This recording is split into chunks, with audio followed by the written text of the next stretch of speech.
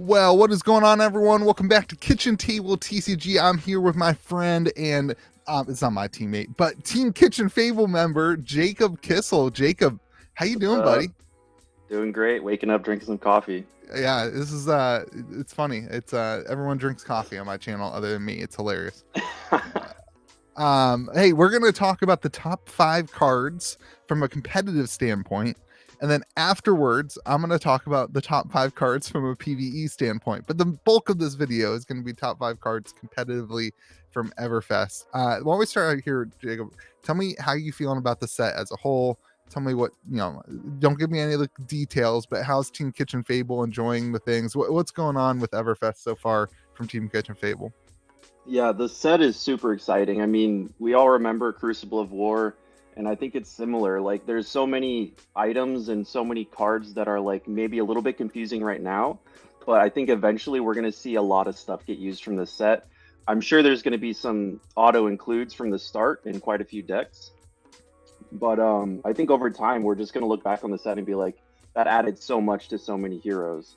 So there's lots of existing decks that we've just been testing, like even just an old build. I ran Rhinar on the channel the other day and we got like a lot of new cards, and they might not be like instant level ups for the deck, but they're super big, like Swing Big and Wild Ride are super fun cards to use in Rhinar. So I just love sets that expand all the existing heroes so everybody gets a little bit of love. Yeah, supplemental sets are fantastic. It was super fun watching you guys in the Discord server. Like every time a new card was coming out, you got like all the different emotions and feels, and like you guys can just tell that you guys love the game so much, and it was a lot of fun to watch and a lot of fun to interact with you guys with that. And you guys have been doing on the competitive Facebook group a full on like review of like almost every card in the set, right? Yeah, we're super excited about that. Tyler's been leading all the written content, just getting stuff out for multiple different mediums. We got YouTube stuff going on, and we got the Facebook page.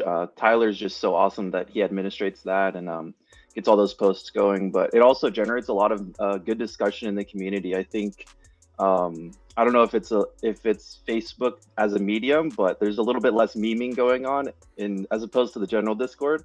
Yeah. So we get to see some good discussions with different people giving their takes on those posts. So that was pretty awesome. That competitive hub Facebook group's a phenomenal resource for people who are trying to learn the game at a deeper level. It's really cool to see that. So good job on that. And before we get into the top 5 cards, everyone should go subscribe to Team Kitchen Fable on YouTube. They're putting out really, really great YouTube content. They're really trying to up the bar of competitive play content out there. It's really cool. You guys have like a team of like 8 people who are like working on content together. It's really interesting to see that. And then anyway, you guys are doing lots of play testing, lots of stuff. It's really cool to watch. It's really inspiring. So good work on that. It's been a lot of fun.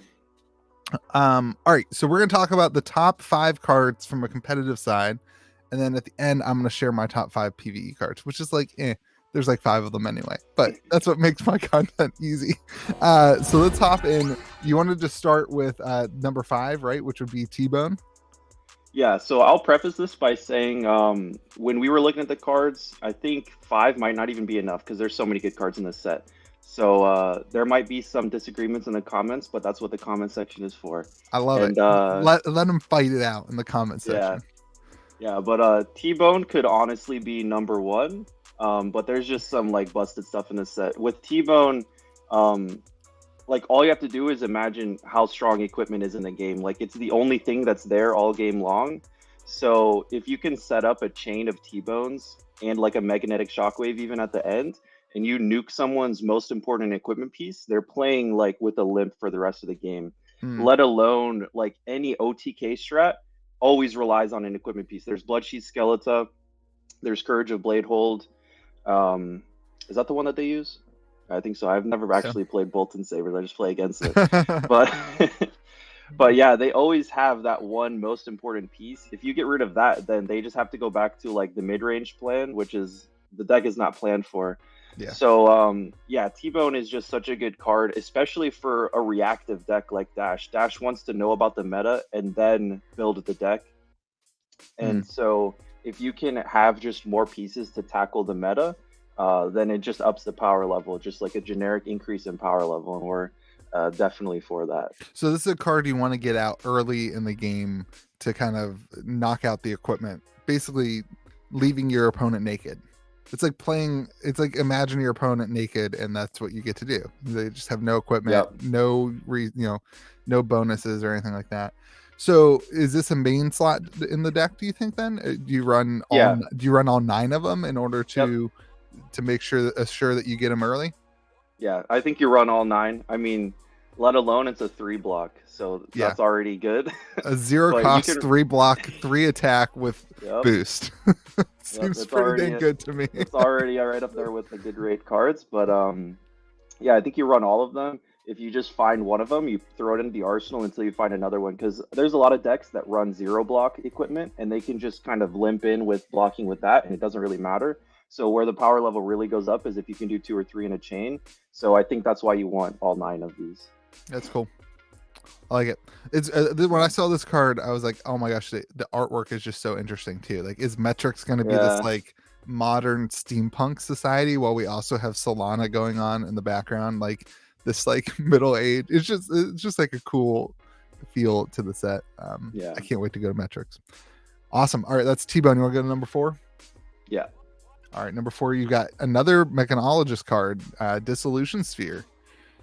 Yeah, so it's another reactive card.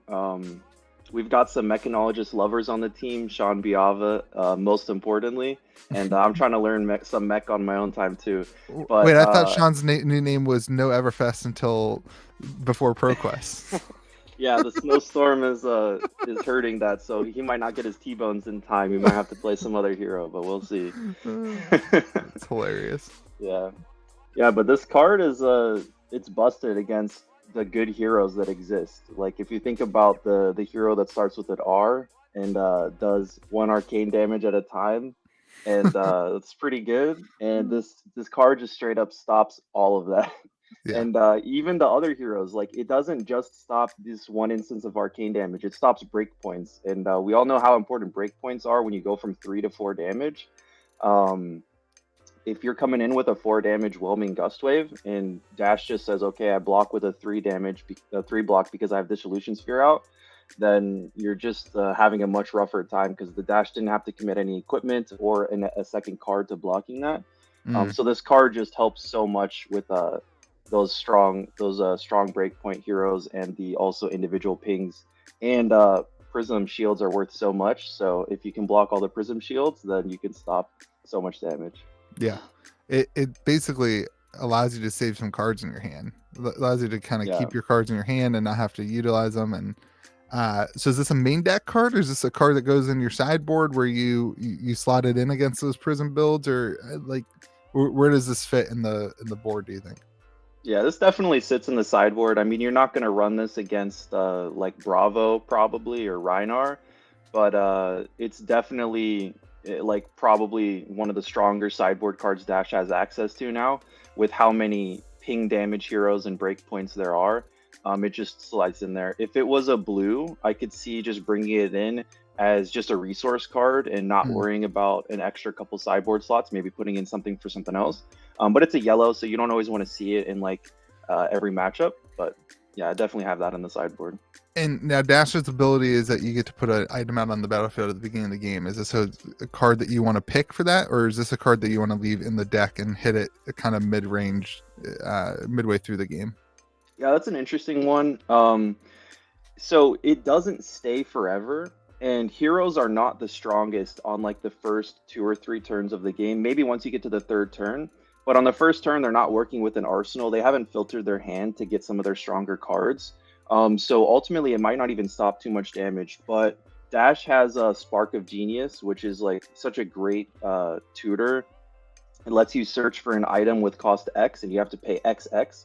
So to search for this, you'd have to pay 4 resources.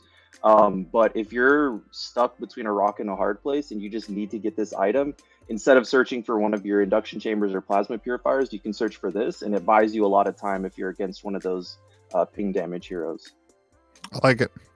Yeah. Lots of mechanologist support, but in 3rd, you've got Winds of Eternity, the ninja 0 cost, blocks for 3, 0 cost, 2 attack combo with 100 wins. Why do you like this one? Yeah, you mentioned one of the more important parts of it is that it's 0 cost. But this is more just in line with the other piece of the combo, which is 100 wins. So yeah, you get 100 wins out. That's the one that combos with itself. It has 1, 2, or 3 damage with Go Again based on if you have a blue, yellow, or red. And for every other card with 100 wins on the chain, it gets +1. And then Winds of Eternity just gets +2 after you play it after 100 wins. And then you shuffle all those 100 wins back into the deck. So there's like a ton of good stuff going on here. First of all, the basics, the Ninja deck wants 0 cost stuff and blues. So the combo finisher is a blue. You just keep it in the deck, pitching for your Kodachis early in the game. And then you can search it up with Katsu's ability, or you can just straight up pitch stack it and not worry about shuffling your deck and wait till you get back around and do like just a huge windy combo. But yeah, it's just the fundamentals at that point where you can just pitch stack it like that and keep it in the deck are so nice. And then the recursion is also very nice. You get all of those 100 wins combo pieces back. You don't get the Winds of Eternity back, but those things comboing with themselves are already good. Like if you get 3 of those in a row, even if it's like some blues and yellows, that's a significant amount of damage. And particularly towards the end of the game where your deck's gonna be thinned out too, where that's pretty much all you're gonna have. You just get stronger in a game. It's like in a game where typically the hero gets weaker, Katsu is just getting stronger as the game goes on, as his deck gets thinner. It's super interesting to see that. Man, I love the artwork in this too. It reminds me of Lord. What's the Majestic from WTR, where you can see the souls of the ninjas in the background. Ancestral Empowerment. The artwork's like so similar to the Ancestral Empowerment artwork. I love it. Cool. I mean, a blue Katsu needed a blue that blocked for 3 too. Wasn't that like a slot that needed to be filled in the deck anyway? And then they gave it to us. Cool. I feel like this is a fairly auto include just as a resource card, and you could probably just run this and not even run the 100 wins just because it blocks 3 and it's a blue and it's 0 cost. But I would at least run the blue 100 wins as well, because even if you don't like, even if you have like more prioritized yellow and red combo lines in the deck, this is just an end game finisher. Like what's 3 blue 100 wins is going to be for 1 damage, 2 damage, 3 damage, and then Winds of Eternity is going to be for 4. So that's 7, 8, 9, 10. I'm not doing math very well right now, but that's a lot of damage off of just a bunch of blues. That's 10 damage, right? Yeah. So so you don't think this is going to replace combo lines? You think the old combo lines will still kind of stay, or do you think that this will? Yeah, I mean, Magenshi Release is like the bread and butter. Like that's such a good combo line. But I think it's just going to be a strong addition. I don't know if there's a way to. Maybe there's going to be some ninja players that just build around this combo line and do like more recursion or something like that. But yeah, I think it's just a strong power level increase for the deck in general. Nice. Cool. Yeah. All right, let's go to your number 2 pick for Everfest. What everybody should be spending their money on. The second place, we got Revel and Runeblood, 0 cost Runeblade action with Go Again. I mean, it can't be bad. I mean, it's a non-attack. What more do you want? If you played an attack action card and a non-attack action card this turn, create 4 rune chant tokens at the beginning of your end phase. Destroy all rune chants you control. All right, why is this card so good? Yeah, so I think when you look at cards that have strong power levels, it's normally because LSS was like, here's a little bit of a downside to make up for the strong power level. But can you really think of any downside for this card? I guess you destroy all rune chants, but you're going to plan on using them. But yeah, guess what? You have Rosetta Thorn, one of the strongest weapons in the game to end your chain with. And so the one downside is if you end your chain with like an attack action card, and then Viscerize like, oh, here's 1 more rune chant, by the way, for playing your attack action card. And then Revel and Runeblood's like, no, it gets destroyed. But yeah, so you lose like 1 damage on that exchange. But there's really no reason to just not end the chain with Rosetta Thorn and get rid of all of those bonus rune chants. Just deal a huge amount of damage. Whew. Yeah, and you're already playing non-attacks and attacks. I guess it's a little bit harder to play 2 non-attacks in a turn. But if you do like Mavrine Skies into Spellblade Assault, that got go again from the Mavrine Skies, that's exactly 1 resource left. You can do 0 for Revel and Runeblood, 1 damage on Rosetta, and that's like 15 damage on 4 cards, including like a bunch of mixed damage. Oh my And an on god. hit because of Moth Skies. All right, So, I know what deck I'm playing. yeah. It's just like straight up bread and butter Viscerai card that just gets better. Yeah, this card, Yeah. and I've heard that this card's flying on the singles market too. Oh yeah. Like Tyler on the team opened up 120 boxes, and he was telling you guys that that this is one of those cards that like just instantly has been selling like Yeah. crazy. Do you Yep. anticipate seeing a lot of Viscerai in this upcoming tournament season? Yeah, I think so. I think we saw Viscerai do well in the previous season as well. I mean, we saw Matt Rogers brought it to the Orlando Calling, and then we saw Hayden Dale won the Australian Nationals with it. So for everybody that's just like looking for a straight up good deck, those are easy ones to take, and they're very fun decks to play. And they've also historically been very popular characters, Viscerai. I don't know why I said plural characters, but Viscerai is such a popular Runeblood in character. general, Runeblade in general has Yeah. been very popular. Yeah, but I mean, back when I was starting to play, I played with another guy on the team, Steven, and the first deck I played against was Viscerai because he's been on that since like day one. But yeah, I mean, the combination of it being a fun class, like mixed damage, and being strong, I think we're gonna see a lot of it for sure. Yeah, I agree. And that leads to your final card, number 1 card, which is also a Runeblade card. Yep. 0 cost, blocks for 3, attacks for 3, Swarming Gloomveil, one of the coolest artworks in the set too. If you played or created 1 or more auras this turn, it gains go again. If you played and created 2 or more, it gains +1. If you played and or created 3 or more, it gains when this hits a hero, they can't prevent arcane damage from sources you can. Yeah, so this card is just so strong. I would venture to say that it's the Command and Conquer Chase card Majestic of the set. But wow, it might not be true for some people that aren't playing Viscerai. Yeah. But it's so good, and it's even good for the other Rune Blades. And yeah, it's just another card that benefits from what your game plan already was, which was to make rune chants, play some non-attacks, make some rune chants, and then do like annoying different numbers of damage. So if you look at there's three different modes. For the OTK build, it just makes it so they can't block anything. Yeah, like they can't even try. Yeah, it would be interesting to get it off on OTK because all those rune chants would pop before the attack. Gotcha. But what you do is, yeah, remember the number 2 card on the list, Revel and Runeblood. That's 4 unblockable damage. Like, it definitely combos very well with all of those arcane damage sources. But it's like all 3 modes are good. Even the first mode where you've just created 1 rune chant is like already pretty good. Yeah. So if you create 1, it's just a 0 for 3 with go again, and you can follow up with Rosetta, or you can follow up with another attack. As soon as you've created 2 rune chants, it's on rate with Scar for Scar, but it's better because it's a rune blade attack. If you're playing in Viscerai, you get a rune chant from playing it, and it creates a rune chant. But, yeah, like, oh, never mind. It just has to go again. Sorry, I read it wrong. This is one of those cards where the text on it is like weird. Yeah.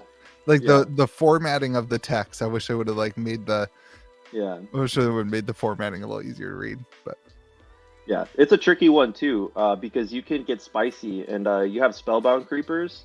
If you can play, okay, first of all, if you get a rune chant from playing this card, like say you played like a non-attack beforehand, it sees the rune chant that it got already. It's constantly checking. It's like a Nothos. If you even pitch after the fact to play a pummel, it can get boosted if you have 2/3 costs.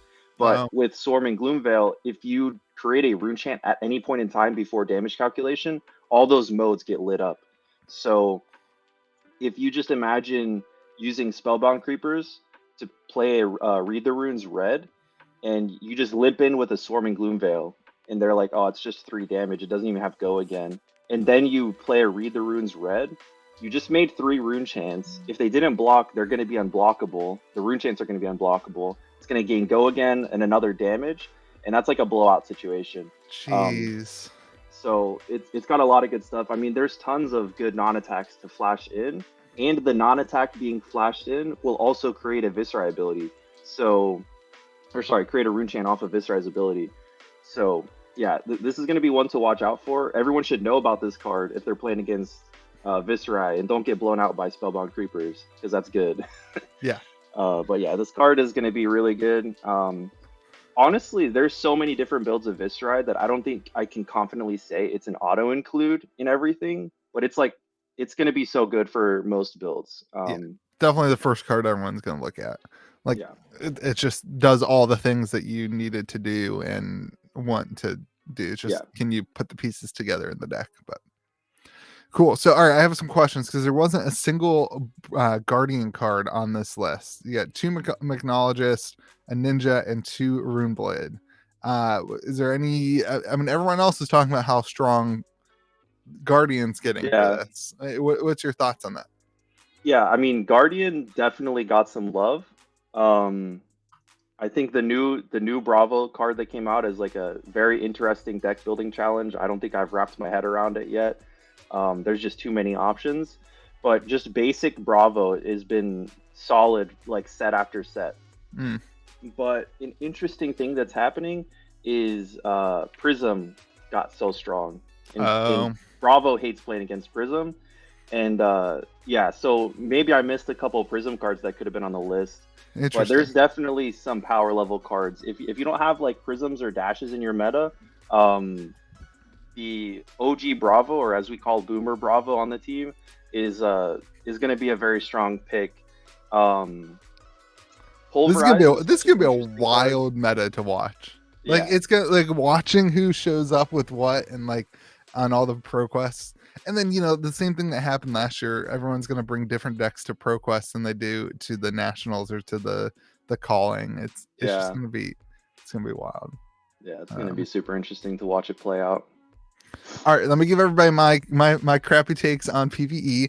PvE is coming. It's confirmed based on Everfest cards. I'm gonna go quick. I got cash out. You got cash in, and then you cash out. You can destroy any number of weapons, equipment, and or non-token items to create silver for each permanent you control this way. Silver is definitely going to be a massive element in PvE. It's just going to be this huge thing, and when PvE comes out, you're going to want to be able to cash out your equipment and get rid of it as it's destroyed to create silver to get stronger. That's going to be the way that goes. And then you got Knickknack Brickabrack. This is why you need that copper and silver. You can destroy any number of them and search for a card with amulet, potion, or talisman. And then you got a bunch of amulets, potions, and talismans on the battlefield that you can do something with. I don't know. It's going to be interesting. And then you got Guinness What You Need, which is actually a cool card based on a character in New Zealand, a real life person in New Zealand who is a store owner. And anytime somebody reaches out to them to purchase a card, he says what you need. And that's the New Zealand lore behind this card. You pay 2. Each other hero may put a card from their hand on the bottom of their deck. If they do, they draw a card and you create a silver token. If you gain no silver, you get to draw a card. So this is, I think, one of the coolest cards. Like, I think PvE, you're just going to be drawing so many cards. It's going to be so much fun. Like, you're just going to get to do all these fun things, and you're gonna start, because of things like the merchant heroes, you're gonna start your turn with like 5 to 8 cards in your hand to battle this boss. And like, it'll be like you utilizing. I think the cool thing with PvE is like you can show up with your Viscerai build or with your Bravo build or with whatever build you already have, and like things like the merchant heroes are going to add to the game in a way that like allows you to maximize everything you're doing to this like thing that would never happen in a competitive format, because if you have 8 cards, you're just going to win. But stuff like that. All right, I'm just going to fly through. Then you got Silver Palms again. each of your hero, they may draw a card. You're just gonna always have cards. Like, it's gonna be so much fun. You're gonna always have cards. And then this round's on me. Each hero draws a card until the next round. This just keeps your merchant alive, and every hero draws a card. So I think there's a lot of a tell here. I wanted to give my picks for the top 5 PvE cards because these are gonna be dirt cheap because no one's gonna use them. And I don't know. This round's on me. May actually see some play. Probably not though. Yeah. I know. Yeah, I guess I still got my Promise of Plenties and my Reinforced Alliance from Crucible ready for when PV comes out. So there you go. Do you think any of these see any competitive play at all? I mean, like, I can't think of, and maybe this round's on me against like Katsu. Yeah, that one's going to be an interesting one to see how it plays out. It's a blue and a 3-block, so Revel can use that. Yeah, but the card draw is interesting. You really have to weigh the pros and cons of it. Yeah, but I'm glad you brought that up because it's going to be a really good sideboard card for a lot of heroes to look at. If you're having trouble with Katsu's, also Prism. However, the card draw on Prism could just be like even worse and just not worth. But you do stop Katsu a lot, just like with Dissolution Sphere. If you're stopping their break points for a turn, it lets off a lot of pressure. So yeah, that's actually a pretty exciting card, and it's really cool to see that that's going to be used. Like, it's very usable in PvE and probably also Classic Constructed. Yeah. Yeah. It's a sleeper. It's a sleeper, just like my good old Cokes of Commotion. It's a sleeper. It's a sleeper. All right, man. Well, Jacob, thank you so much for your time and for your guys' energy and for the team's time. I know you are representing the team in this, and it's just really cool to hear you guys talking about the game and your excitement for the game. And I know you guys are all gearing up for ProQuest and being excited. So good work. Anything else you want to tell the people before we wrap this up? Yeah, I mean, we're just super excited to get some merged channel videos going. We've been like just vamping up on releasing videos on our channel. We love the gameplay videos, and we're also trying to get some more discussion topic videos. But yeah, just like take a look if you have time at our channel as well. And we're just super happy to be here and talk about some Flesh and Blood cards. Love this game. And I'll leave a link to Team Kitchen Fables YouTube channel in the comment section. Make sure you go subscribe to that. Jacob, thank you, man. I appreciate you. And the rest of you guys, remember to be kind to the people around you, and we will see you again next video. Peace.